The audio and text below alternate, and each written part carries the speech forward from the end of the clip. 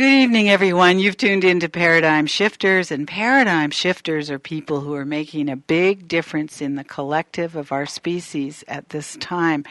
And my Paradigm Shifter tonight is a very exciting woman whose workshops I participated in, at least one, in the 70s in Vancouver, BC, because she was awakening us and telling us about a brain that was evolving, talking about dolphins and whales, which was the first time I heard people talk about that, and so much more. So please welcome Patricia Sun. Hello, Patricia. Oh, hello, Veronica. It's so nice to talk to you. I'm very, very pleased to talk to you, and I haven't seen you for 40 years, so we probably wouldn't recognize each other.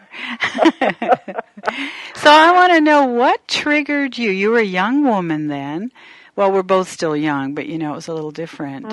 And what triggered this, first of all, the awareness of dolphins and whales as wisdom keepers?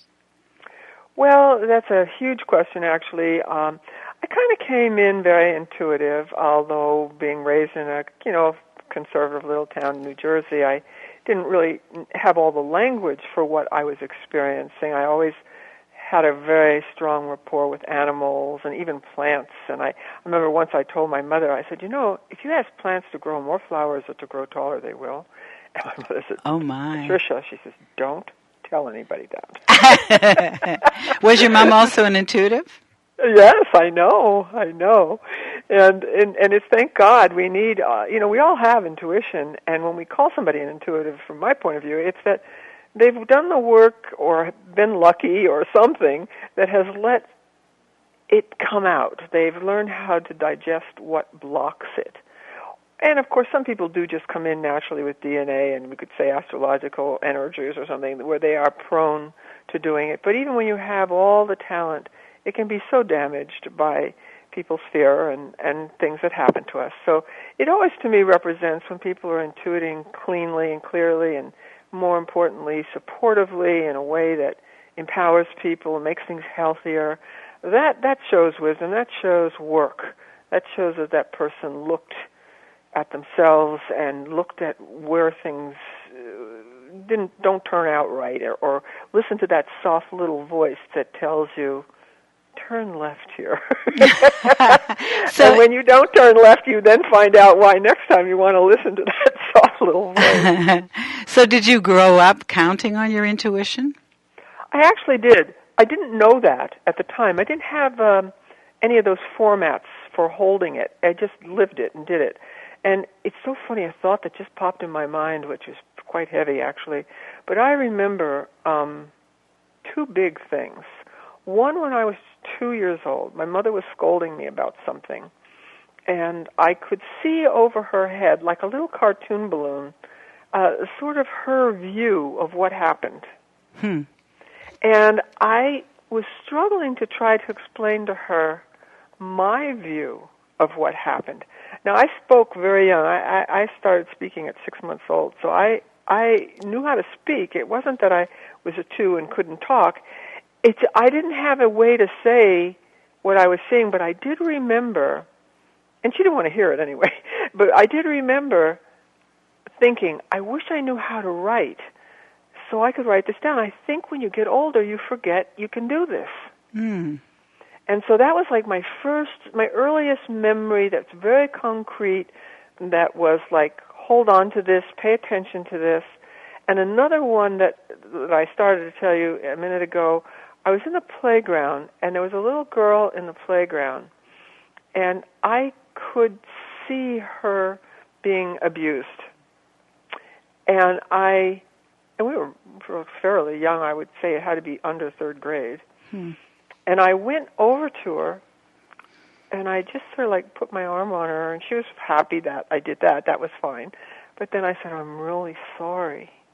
And her eyes got really wide, and she looked horrified. And she said, sorry about what? Nothing happened. And she walked away. And that was like my first lesson. You have to be very tender. You have to be very gentle. And you don't just blurt out when you see something. You take note, and you learn from it, but you don't just blurt it out. So I became a much quieter person after that, and did a lot of observing. And I grew up in the crazy 40s and 50s, and it was a lot of people think the 50s were so nice. They really weren't nice at all. There was a lot of sort of subterranean craziness going on that everybody was ignoring or not acknowledging. And unfortunately, for some reason, or fortunately, I could see it. I was going to a Catholic school, and after school I would go to church, and there'd be nobody in the church, and I would pray for the priests and the nuns and the teachers because I knew they didn't understand God. Wow. And that sounds wonderful. like now kind of presumptuous, but at the time it was totally innocent. I was totally aware they did not get what the presence was about love. They just didn't get it. They weren't doing it. And it made me kind of a loner, but it also was an asset, this lonerness, because I never had to sort of, contort my thinking to belong. Well, you were sure that there was a consciousness that you had that was different than theirs, right? Well, I could feel it, and it proved itself out over and over. It wasn't like, oh, I see this and you don't. It was, you don't see that? What? Well, let's get back. Let's get back to the dolphins. I'm really curious about that because it's I might be wrong here, but it seems to me that you were one of the major figures that brought forward that awareness of the dolphins and the whales being wisdom keepers. Well, I think that was true, especially in the particular quality and nature that I did. And what happened for me is, like I told you, I've always had an affinity with animals and kind of read animals well. I'm sort of a natural dog whisperer type person, but with wild animals too, it doesn't matter. But anyway, I dedicated myself when I opened in my late 20s. I dedicated myself to really trying to bring in healing information and help people understand intuition and all the things we call clairvoyant or psychic or ESP or any of those kinds of things that basically that's just more of our natural intelligence, and we've got funny boxes for them, and it's all going to just bloom by itself. And one night I had a dream, and it was so powerful. And it was a little bit like, I don't know, there was a superhero that was Aquaman or something, and all the sea life followed him and listened to him. And it was like I was that person. And I was on a dock, and all the dolphins and the whales and all the cetaceans, all the different kinds, the orcas and everything, they all were coming up and they say, "You are helping all people. Why don't you help us too? Oh my. Why don't you talk to us, too? We need you to talk to us, too." And I woke up practically in tears. It was one of those powerful dreams, that just changes your brain, just touches you too deeply. And I actually then, I don't know, very shortly thereafter, I bought a ticket to Hawaii. And good. I flew out, and I went to Sea Life Park, and I made an appointment to talk to the director of the park. And we had lunch, and we were talking, and I was explaining all these things, and she seemed interested in everything. And then at some point, I finally said, "Well, I went to Berkeley. I've got 2 degrees. I got them, in 3.5 years, and I graduated with honors." And she said, "Why didn't you tell me that in the first place?" She said, "Of course, you can go into the park. You can go into the It's like she needed the credentials, qualifier. yes. Mm-hmm. I needed credentials. Mm-hmm. So as soon as she felt I had really good credentials, she let me in, and I was given free rein to go in and look at the holding pens and just go wherever I wanted to go. And when I first walked in, I said telepathically in my mind, I said as I walked through the gate, and there's all these 2 small holding tanks, I said, "If anybody here wants to talk to me, let me know." And then immediately 2 dolphins in separate tanks jumped up in the air and jumped down and jumped up again and jumped down. So I went to the one that was jumping actually the most enthusiastically. and that was actually a young dolphin that was the offspring of an Atlantic and Pacific bottlenose. And it was with its mother, and its mother didn't want to have anything to do with me. It was the baby that was all excited. But the mother was like putting her body between us, and she just didn't want me to do it. And I said, "I'm sorry, your mother doesn't want me to do this. I'm not going to do this." The other one. And the other one, I called her the teacher for the longest time. It was the most profound experience. And I unfortunately, my house burned down a couple of years ago, and I lost all of the pictures of this. But a friend took them. Maybe she's got copies, I hope. But anyway. I have a feeling that's true. She has. I hope so. Mm-hmm. Anyway, they were beautiful because it showed what I'm about to tell you. So I went over, and the caretakers there, one woman, she said, you know, these tanks, the one I was going to, she said, these are recently caught dolphins. We've only had them a couple of months. They're wild. They're dangerous. Do not put your hands in the tank. You know, don't put any part of you in the tank. Well, as I went over, in this tank was a poor pilot whale on the bottom, I think trying to commit suicide. It was just floating at the bottom. Aww. It never even came up. And this dolphin was jumping, and she just came right up to the edge and looking me almost nose to nose as I lean over. And she's opening her mouth, breathing, and she's got a mouthful of huge teeth. And I looked at her and I said, you know, your teeth are very scary. and so anyway, she rolled over on her side so I could pet her side, which I did. And then she rolled over on the other side. I said, because I told her, I'm afraid of your teeth. So she gave me her side. I touched her side, then the other side. And then she came up with her mouth open again, and I said, your teeth are very big. And then I heard, I don't know how else to say this, it sounds funny, but I heard, put your arm in my mouth. Ah! So it was so clean. I don't know how else to describe it. You probably know as an intuitive, there's certain tender, soft clarity that tells you something's true. Mm-hmm. That it's not just your imagination. It's something more. Right. And I felt that, and I just took my arm and I put it in between her jaws. And I wish I could just show you, but she very delicately, tenderly opened and closed her mouth extremely gently on my forearm. Oh. And then she just used her lips to just kind of kiss me, really just stroke the skin of my forearm with her lips. Wow. And I almost cried. And I said, oh, my God, you understand me. And then she got so excited, she jumped up. And then this is over a 3-hour period now. Every time I'd say, Patricia, you're just having this delusion. You're talking yourself into this. This isn't really happening. As soon as I'd think that, she'd come up, she'd open her mouth and shake her head, and I'd put my arm in, and she'd do it again. Oh, my gosh. So we did that several times, and this is what my friend took pictures of. So it was just so exciting, and I later told the woman caretaker, she said, wow. She said, if that's true, this is very sad, because you'll never see this dolphin again, and we're going to just train her like we train all the other dolphins. Oh, dear.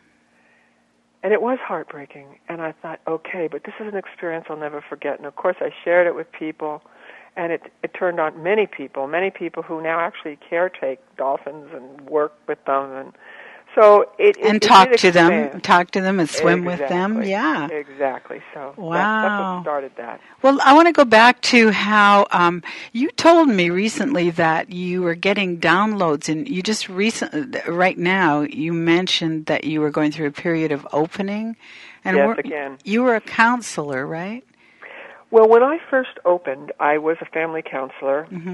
For a couple of years at a mental health clinic in Berkeley, California, and I was going to the University of California, and I also was working as a teaching researcher in psychology and doing all this kind of stuff. And you were a mom. And I was a mom to 3 kids, and I was sole support for most of their life. And in any case, while I was doing the family counseling,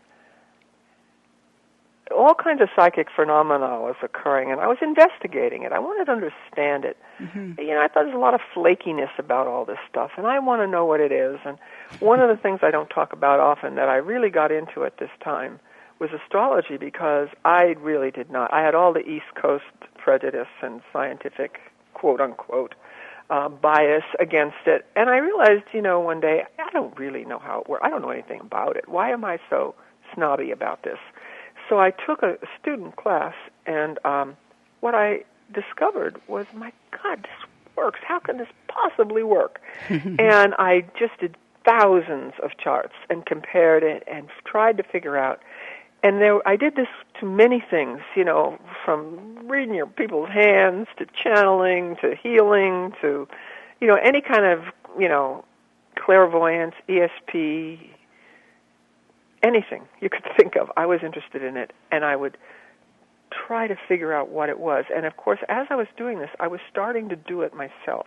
Mm-hmm. And I always observed myself. This is how I've learned everything. I've always observed my own brain. And at that time, I noticed I had like two kinds of minds. One was logical, sharp, verbal, and really capable. And the other one, I called it my soft mind because it was tender, reticent. It stepped back. It was like a soft heart opening. It had no controlling in it whatsoever. And it was there where I would ask kindly, gently, humbly, for inspiration, to know what was good. And that was kind of like my holy mind, with an H, holy. Mm-hmm. And I realized when I started doing family counseling from the very first session that all that logical training and all that being right stuff was an encumbrance to being really helpful.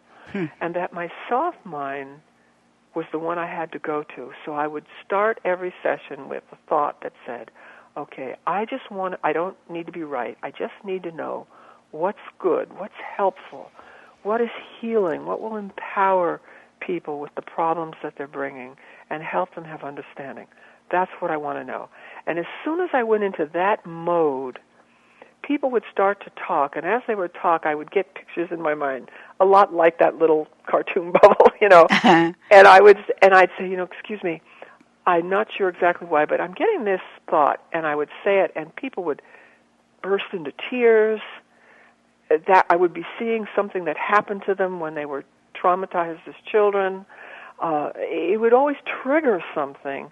So I was going through counseling sessions in 1 or 2 sessions with people. And I realized this is not normal therapy. This is not regular family counseling. This is something else. And so as that all started, then I started teaching. And when I would teach, it was only because people actually almost insisted that they pay me and have a meeting so they could ask me questions. And I started that way. I never advertised. And as I told you, I ended up going to about 40 countries, speaking personally to over 1/3 people all around the world over a 15-year period, often going, most of the time averaging about 6 flights a week for 15 years. Wow. Well, wait a minute. Before we go past this, was it, you mentioned that you kind of got these downloads which taught you that the brain was unfolding, and exactly. Was this not the root of your teaching? Quite a lot of those. And it was very interesting because in different situations, I really started to learn, too, that even men and women thought differently, and that the natural brain, the holistic brain, the intuitive mind, the left brain, the right brain, really had different modes of apprehending reality and sorting it. And that was new at the time, wasn't it? It was very new. It was the only person who was talking about really this was Robert Ornstein. And I remember reading a little bit of his book and said, thank goodness somebody else knows this. And I thought, but they don't really get this and they don't really get that. And I was getting stuff that was experiential by doing it. And so I started teaching that, and I also had premonitions, like you say, downloads, sort of hits that we were in the midst of an evolutionary leap, and that this evolutionary leap was one of consciousness, yes, but it really was also a change in our capacity to perceive and apprehend and process reality, and that it was much more than just new information. Do you think it's because we're moving very swiftly through higher frequency beingness and all of that? Do you think it's related to that? Well, that's just another way to say it, I think. Oh, okay. I mean, that's just another language from my point of view of saying I guess my question is whether or not you think it's happening through us anyway, even if we don't know any better, right? Absolutely. Okay. It's happening to every human being on the planet, without a doubt, of every age. Whether you're fighting it, whether you're resisting it, whether you don't believe in it, whether all your experiences don't lead you there, it's still part of your brain, and you're part of the human race. And it's every race, it's every culture, it's every nation, it's everyone, everybody. And the earth itself, right? On the earth itself, yeah. And we're all changing, and and that's one of the reasons we're getting a little flaky. Is a number of reasons I could explain that. One is because we're getting really overloaded, and when we get overloaded, it's a kind of fear, and you do fight or flight. You get simplistic, so we are trying to mature our brains and not be so simplistic, black and white thinkers, which is immature logical mind, immature left brain that just needs to be right to feel like it can survive, that you're not going to get killed. You'll be right, you'll be smart, you'll be followed, you'll be accepted. So everybody wants to be right. So they lie to themselves and they block out information that would prove they're not right so they can keep the illusion that they're right. So it's a security thing, right? It is. It's a defense mechanism. And this is the biggest difficulty that human beings have right now in changing, because it's such a strong defense mechanism. And fortunately, the intuitive mind is softer and more gentle, and it can get insights and have powerful experiences maybe with your dog or with your child or with your lover or with your friend or just with heaven or a plant or just the earth, nature itself. You can have experiences that where you hear a voice that warns you to not do something, and you follow it, and so your intuition is quickening. And what I realized is that when the two hemispheres are trying to mature to work together, the linear mind really doesn't like the intuitive mind. It seems flaky and too soft and not concrete. And the intuitive mind is kind of always sort of relegated to our dream life, which is classic intuitive mind thinking, because it's visual, it's pictures, it's emotions, it's metaphor, it's imagery, and that's how the right brain communicates. It communicates in stories and metaphor and double meanings and triple entendre and so on. It is a intuitive mind that's acausal. It doesn't need logic. It doesn't need to be right. Like a dream can be incredibly powerful and totally transformative to you and completely correct and helpful, but not be literally true. Not make any sense. Do you think it's all related to being multidimensional? Do you think that for example, everything's visual these days. Is that kind of a metaphor for us becoming more and more intuitive and counting on our visions? Yes. We are actually creating a whole generation of kids that can't read and can only look at things practically because. And movies are getting so potent, so tremendous, although they're also getting very awful at the same time. Like I said to you the other day when we were talking, that opening line in Charles Dickens' Tale of Two Cities it's the worst of times, it's the best of times. And that's where we are now. We're doing the worst of everything we do, and we're doing the best of everything we do. Well, if this brain expansion that you're talking about, which I really believe in as well, is it going to move us, in spite of ourselves, to the best of times, if you will? Is it able to do absolutely. that? Absolutely. It is totally a process by which we mature ourselves. The brain will mature itself by certain things not working. It's the way nature works. It doesn't go in a straight line. It's organic. It's a ripening. It's a ripening, and there's a process involved, and you need certain circumstances, and you start to notice what helps and what hurts, what brings a bad ultimate end and what brings a good one, and what was it that we did that made it be good? What did we listen to? What did we do? And that's why we're I often had this image, and it's not exactly accurate, but when you try to get the dregs, like if you had wine and you had all silt at the bottom and you wanted to filter it out, if you let it just sit at the bottom, it doesn't get filtered up. But if you stir it up and all the dregs get mixed in and then you filter it, you get out all these chunks of stuff that don't work. And I think that what we're doing is we're stirring the bin right now, with the election, with the politics, with the environment, with medicine, with schools, with every human institution you can imagine. They're all in a mess because we're all doing what I call old-style thinking. What do you think of Jon Stewart's rally? I think it's wonderful. I didn't see the whole thing, but I did see part of it. And, he's using humor as what humor is for, that which seems too painful to hit head on because the linear mind would rush to condemn you or judge someone else and condemn them. What the the humor, what humor does is it breaks the deadlock of linear thinking and lets you jump the track to see how foolish this dead, linear, right thing isn't healing anything. So it's a real awakening process, isn't it? It is, totally. That's so exciting. So in your teachings then, were you able, and this is way back in a way, were you able to evoke awakening in people? You called it yes. planting seeds, and you knew intuitively that was your big job, right? That's right. Because how do you feel about that? I could sense all of the blockages. That's what my opening was about, is processing all of the different blockages I had, and then other blockages I saw in other people, and trying to figure out what blocks it, why, and what comes out when you heal it, and what does it take to undo these blockages? What does it take to heal it?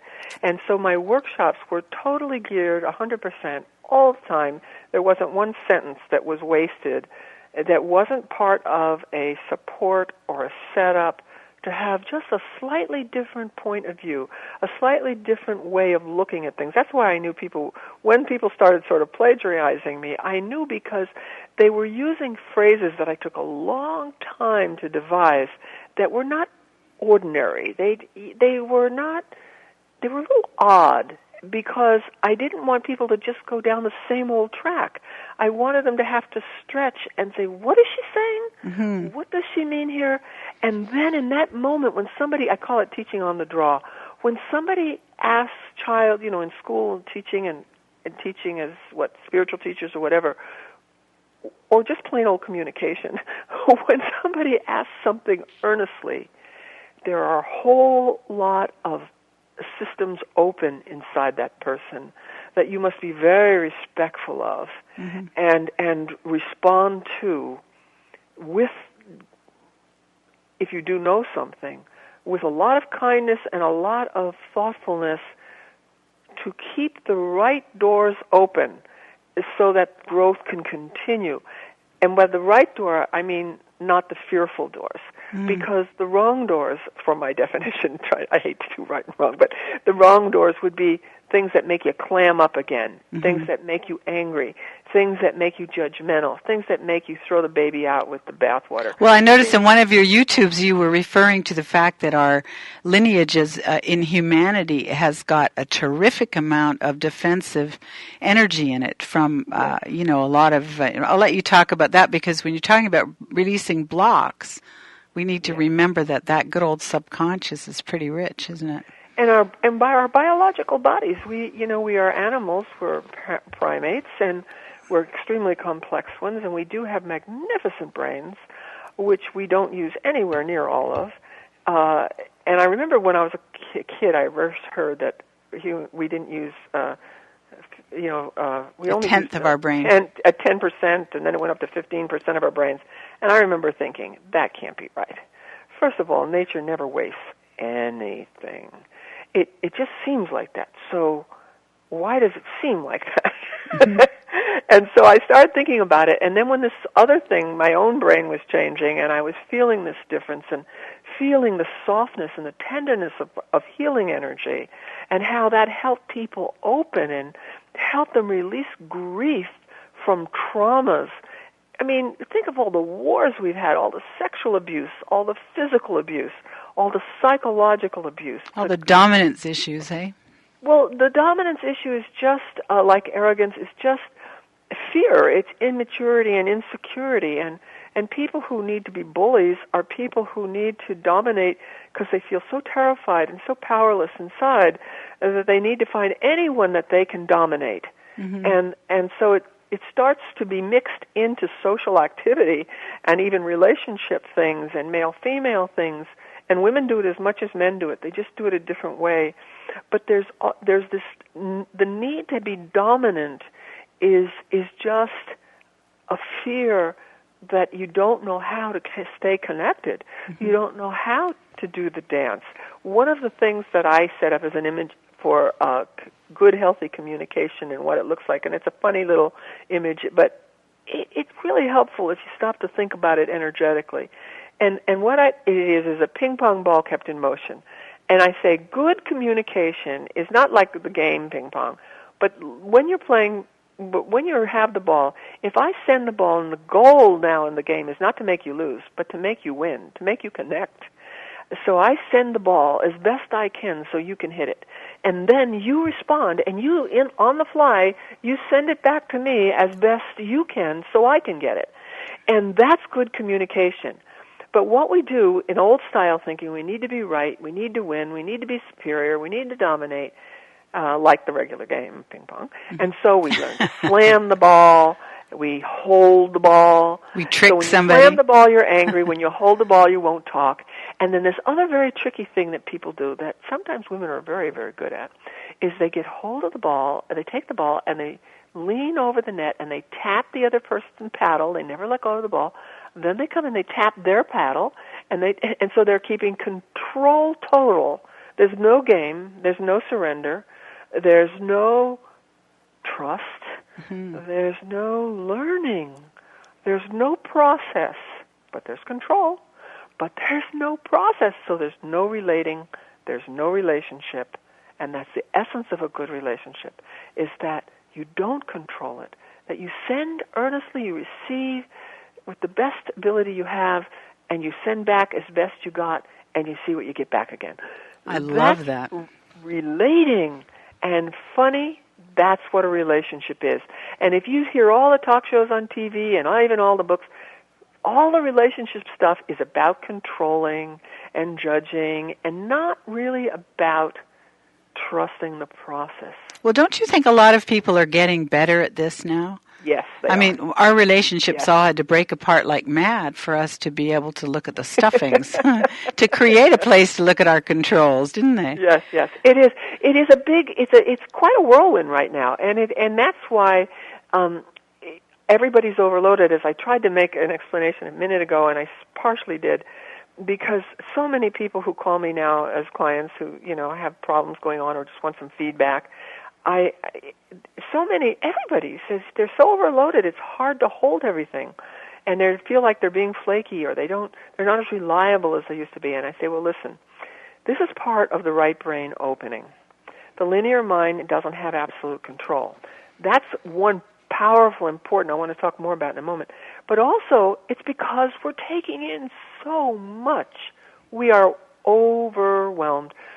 I heard it was 10,000 times as much in any period of time. Absolutely. Yeah. Absolutely. And the economy and money and fear about loss and jobs and everything. We're fearing so many things. The environment, will we live? Will the planet stay alive? We really have serious problems that are real, that are making our minds spin. And in the meanwhile, everybody who wants to go old-style thinking is saying, just don't read about it.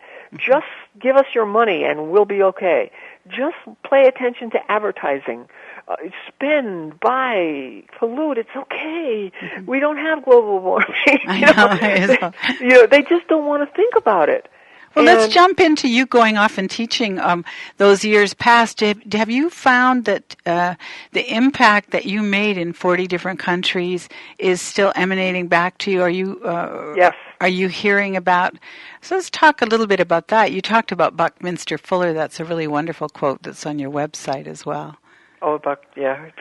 Somebody who's very, very powerful in terms of engaging people's empowerment, wasn't he? And he also did it in a very humble way. Mm-hmm. He did it, which is the most powerful way always, actually. It's that Lao Tzu, those that know don't say, those that say don't know. That isn't an absolute, but you will find that those that say and know don't say all they know. They say enough so that you can begin to discover yourself. Mm. And that is part of this whole thing. And Bucky, I don't know to share what he said, but I had met him a couple of times, and we'd talked, and we'd had dinner one time. And when he was getting on to leaving, we were both at a conference, and somebody came for me and said, Bucky, I'd like to see you. And I came, and he was laying down, and he was not feeling well. And I gave him a healing, and I made these sounds that I make. And he's so sweet. He always took his hearing out. ate out when I made these healing sounds that I made. And so he just took it so sweetly, and then he said, "Thank you, dear." He said, "You've taken away a fear that's been with me all my life." Oh. And it was so tender. I almost feel a little embarrassed sharing it because it was very sacred. It was very sweet. And I share it in that spirit because that's the kind of tenderness we need with one another to heal our fears. Because truly, there's a quote I made up a long time ago, going through the portal of your greatest fear is how you find your fondest dream.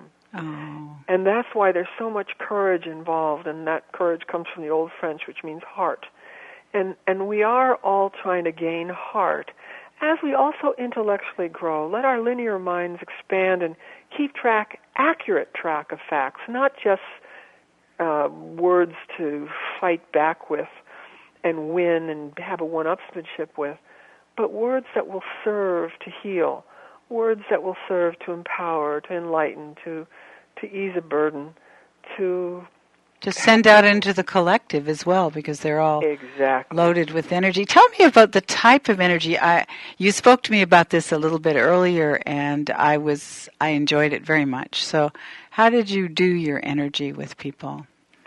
Well, or your me, healing? It emanates. I can't even say it. It emanates from my body. Okay. It's just like a radiance. I feel my body fill up with it, mm-hmm. and I can be about 20. I can have an aura about 25 feet wide, and people will feel it. I mean, I've walked on streets in places like Ireland and Russia and places where they're very psychic people, mm-hmm.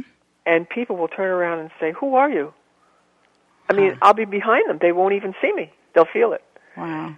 But when I'm teaching, I try to fill up with that energy, or when I'm healing someone who's got something going on, I try to feel, it's chi, I don't know, it's got all kinds of names, it's the Holy Spirit, it's chi, it's, it's real. It's a psychic, physical, spiritual energy, and and it's love. Mm. But it's love that's not cloying or controlling or needs anything. It's just a radiant warmth that wishes well. Hmm. And in that radiance, each person can get what they need at that moment. So that's what I started doing. I started using all the healing that I learned about in my workshops when I was speaking, and send it out into the room. Mm. And as I told you, the largest group of people I ever spoke to was about 10,000 people. Oh, my. And it was in Canada. And I remember, imagine 10,000 people, and children were there, babies were there. It's a big auditorium, and it was, it gets noisy. Well, when I was teaching, and especially by the time I was making the sounds, there was such silence that you could hear the babies cooing. Oh, my, that's wonderful. The babies go, oh, oh. And it was so powerful and quiet and tender and soft. And it's not the big razzmatazz jazz strutting across the stage. It's tender. And this is what I want to be on television for. Okay. I want to do this on television. I want to have a show that's soft, that solves problems, that's respectful, that's earnest, that can tell the truth wholly. And you can only tell the truth wholly when you're very kind. Mm-hmm. Because when you're wholly in the truth, you mean? Exactly. Mm-hmm. It has to have tremendous kindness, because otherwise you're assaulting people with what they're doing wrong. Mm-hmm. And that doesn't help anybody. Mm-mm. And you do need to say what's wrong. It's not judgmental. It's having healthy judgment. And the more you offer it with love and kindness and respect for the process and for humanity's challenge at this point, the more powerfully you will teach it. When you were talking about the brain evolving, and then we're talking about this amazing energy that you have, and were you A, born with that, and B, did you pass it on to trigger the evoking of that energy in people? Is that part of what your healing is? Absolutely. Absolutely. So do those 10,000 people all walk on water by the time you finished? Yeah, everybody got some version of it. Some people got way more than others because they were way more ready. Mm-hmm. But those that weren't ready, they didn't get way more walking around with the energy, but what they got was way more ability to process the wound that they took on, their gift to us. Mm-hmm. The depth of the wounds they took on, they got more support to process that.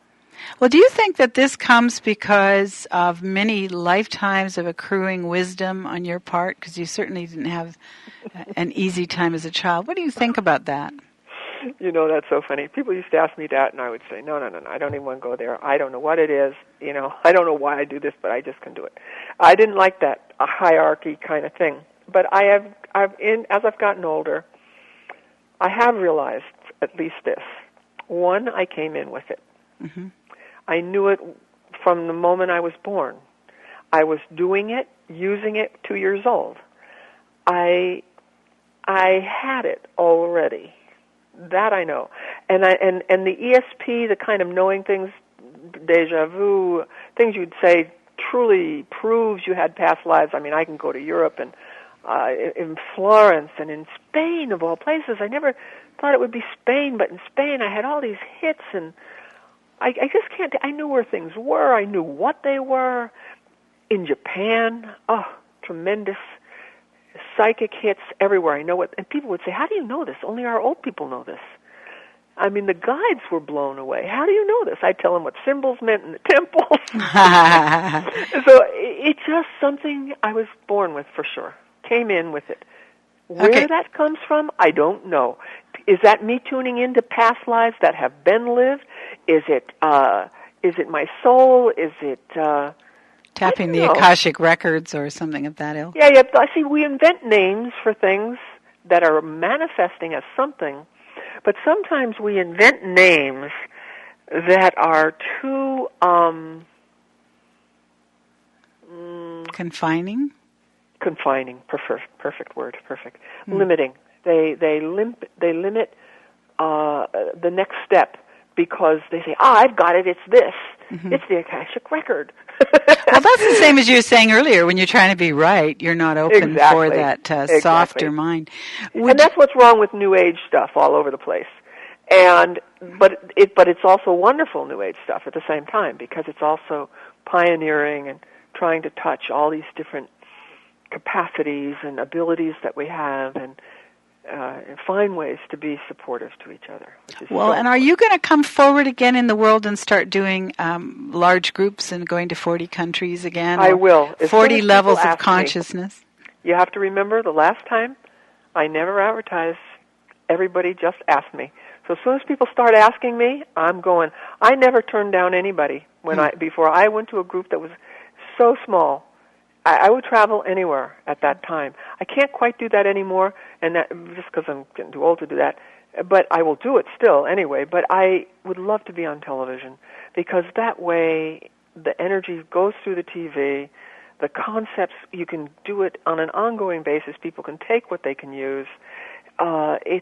More people are ready than ever before in the history of humanity. Well, global radio's not too bad place to start here.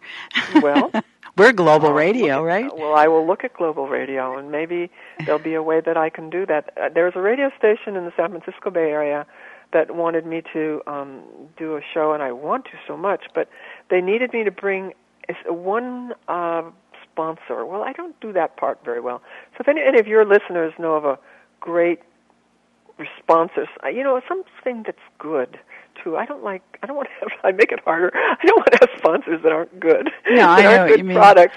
So but then I'd be on the radio, and I know it's going to snowball, and it's begun. And even you're asking me, this is part of the snowball, and I thank you so much for asking me because this is how it works. The energy picks its space and its place by the hearts that are quickened, that sense it, that feel it, that want it. And that's how we're going to serve each other and help each other, is because we will listen to that. Well, and one of my friends, Gloria Wilcox, just raved about you. She's really enjoyed. Oh, she's such a dear. Yeah, so that's how it gets passed on. Now, I know you were kind of questioning whether or not you would be willing to do this, but I'm asking if you'd like to talk more about the sounds or if you're willing even to make some. Well, you see, okay, I think what I'll do is, let me think. I'll make one sound. It's a little odd over the air. It's I used to say I make these sounds. I'll explain it a little bit. First, for me, they're sacred. So I guess if I can tell you what Bucky said, I can make a sound. Well, I think most of my listeners are very consciously bound and sacred. Respectful, yeah. So the thing is, the reason, too, for that, not to make it too woo or anything, it's just that if you, the sounds, I believe, help the two hemispheres of the brain relax and work together at a frequency level. Mm-hmm. So you kind of bypass a lot of the logical fighting and fears, and so the sound is just a tone. It's like a meditative state. The sound, it's not even an audible sound. Sometimes I think it's a psychic sound, and the audible sound supports the psychic sound.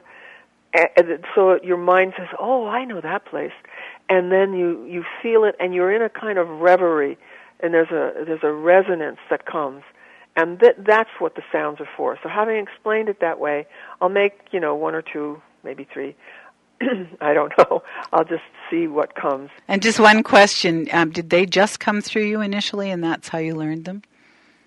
Oh yeah, they just came through. Yeah, right. I never learned them at all.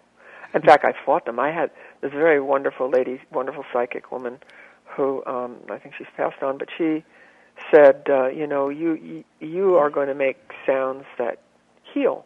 She says, you've been a healer many lifetimes. You know all kinds of healing. This is the way she spoke. That was her language. And she said, you know all kinds of healing, and you're coming here to bring it all together. And you're going to make sounds that are going to be very healing to people. And she was part Indian, and she made like these chanting sounds, mm-hmm. and she did them with me, and I remember thinking the first time she said that, I said, I am not making funny sounds. I know how I judged you when you stood behind me and made these chanting sounds. I'm not going to make these sounds.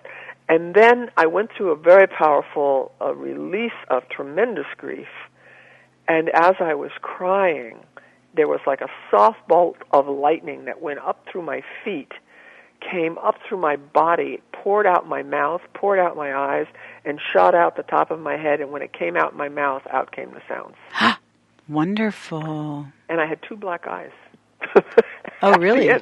And I think it was just the power of it. It was like I just had to get me, my, Patricia personality out of the way so that this physiological shift could continue and come through. Well, one more question I have then is the being burned out and some of the other traumas that happened before then. Were these tools for more purification so that your work is what I would consider to be even more potent now? Yes, that's exactly what happens.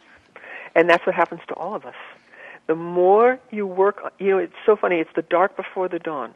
The more you step into the garbage, the more you look at what's wrong, the more you feel your emotional response to it, the more you observe yourself, the more you do it with contemplation, with kindness for yourself and others. I love the Buddhist thing, have love and respect for all sentient beings. And when you do that, including yourself, you set up a frequency that allows spontaneously transformation to occur. You don't make transformation occur. You work to get the stuff out of the way that's stopping it. Excellent. All right, I'm ready for the sounds. I'm sitting here in my my jet chair here. Okay, let me just. After I make the sounds, it's kind of hard to talk. So. So I just want to give your website, which is patriciasun.com. I want people to check up on what you're doing and give you some feedback. Yes, and maybe invite me to speak at a church or a conference. I love to do keynotes where there's a lot of people because the more people there are, the more powerful the shift is. So I'd also be happy to go do that. I can do those also. I think that would be so wonderful. Do you ever come and up I to love the Northwest? Bellingham, by the way. I love Bellingham. Bellingham Good. was one of the places I used to always go. I was asked over and over to go to Bellingham, and I'd never heard of it before when I first started, and it was one of the real focal points of healing change, I think. Well, maybe we'll get you up here. Although Okay. I'm sure grateful that you're on the air, and I hope you'll do that again with us.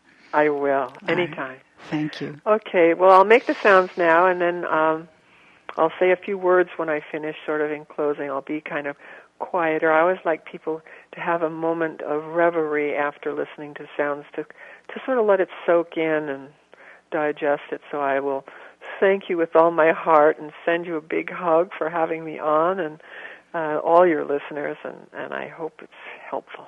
Oh, I'm sure it is. It sure is for me. Thank you so much for joining us. Thank you.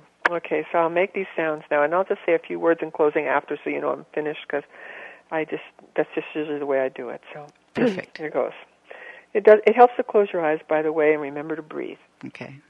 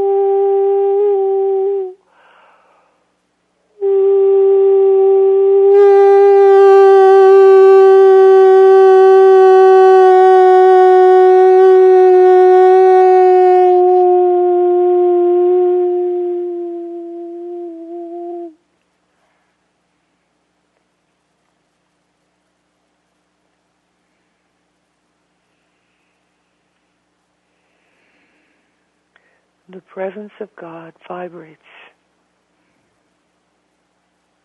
within you and all things, and it radiates from you as you. So very gently now, being aware of this feeling, knowing that you can have it again anytime merely by remembering it with feeling, and that you have capacity to heal yourself always, at all times. And so very gently now, when you feel ready, allow yourself to be aware of the light in the room around you. And when you feel ready, open your eyes and be here.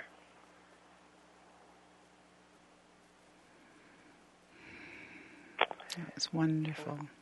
Thank you so much, Veronica. Well, bless your heart. Thank you so much, and we'll see you out there. Yes. God bless us all. And you. Take care. Good night, everyone. Good night.